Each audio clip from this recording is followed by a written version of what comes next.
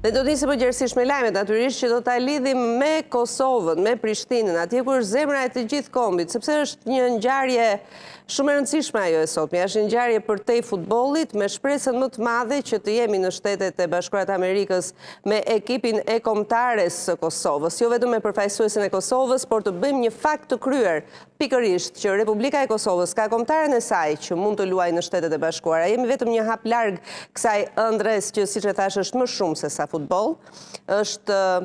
Është një ëndër që e kemi të gjithë. Të gjithë jemi në një rajë zemre mbrëmjen e sotme, të gjithë jemi në Prishtinë, të gjithë jemi me ata 11 djem që do të luajnë përballë Turqisë. Po si është atmosfera në Prishtinë? Menjëherë lidhem me Kosovë Gjocin. Kosovë, të përshëndes.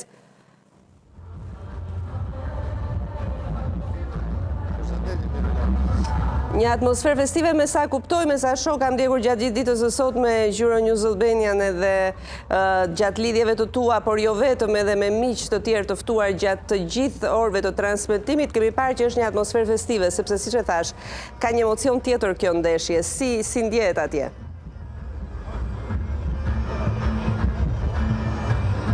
Po është vërtet, Mirela, biles në këto momente kur po afrohemi edhe më shumë deri në kohën kur dhe pritet filloj ndeshja, atmosfera vetëm sa po ndezet, mbështetja për Kosovën po afrohet në mënyra të ndryshme dhe siç e thatë edhe ju, kjo ndeshje nuk është thjesht një ndeshje futbolli. Fillimisht është një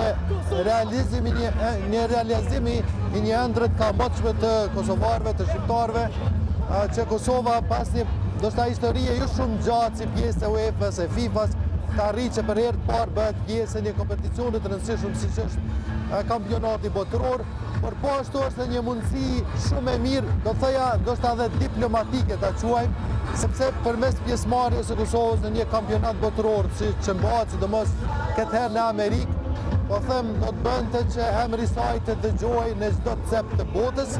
Kështu që është më shumë se sa ndeshje futboll dhe kjo pak a shumë po shihet edhe nga atmosfera, edhe nga ajo çfarë mbështetësit e Kosovës presin dhe urojnë edhe shpresojnë.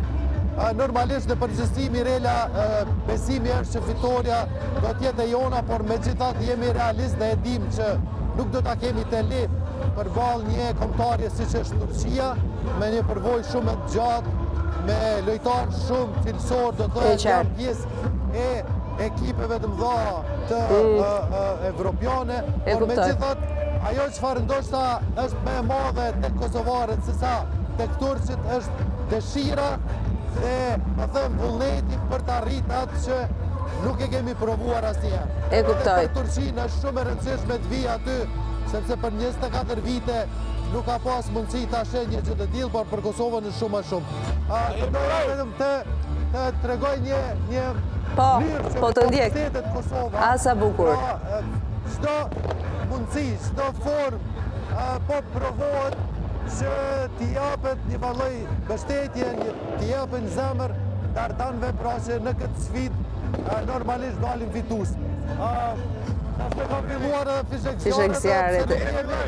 Nuk jemi ende shumë, domethënë ende nuk është mësuar, por megjithatë është një atmosferë fantastike, do të thënë Mirela, të drejtën, vetëm në periudhën kur është shpall pavarësia e Kosovës, kam pa le të themi atmosferë të ngjashme, sikur po shohim edhe sot. Dhe ajo që dua të përmend Mirela, po ashtu është fakti që kemi normalisht edhe një numër jo të vogël të qytetarëve të Turqisë që kanë ardhur ta përcjellin ndeshjen, por që gjithë ditën asnjë moment nuk kemi pas ndonjë element apo moment i cili do t'ja prishte, po them, festën, asnjëherë s'pal, kanë festuar bashkë, kanë kënduar bashkë, kanë pirë kafe bashkë, kështu që me të vërtetë është një atmosferë fantastike dhe uroj që kjo atmosferë, ky fest të përmbyllet normalisht edhe me rezultat pozitiv. E qartë, Kosovë na lër disa pamje pa koment. Le të shikojmë në këto momente Prishtinën, vetëm pak momente përpara se të nisi ndeshja e cila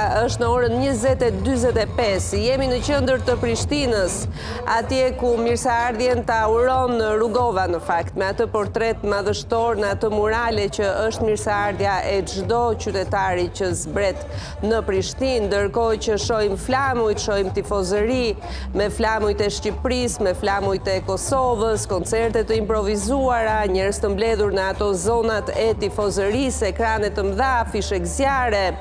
Ne pam të shkruara në muret e ndërtesës me anë të hologramit Kosova fiton. Është një ndeshje shumë e rëndësishme, pa u larguar nga pamjet e drejt për drejta, prezantoj Drilon Xhepollarin, gazetari që do t'jetë me mua në studio. Drilon, mirë se erdhe.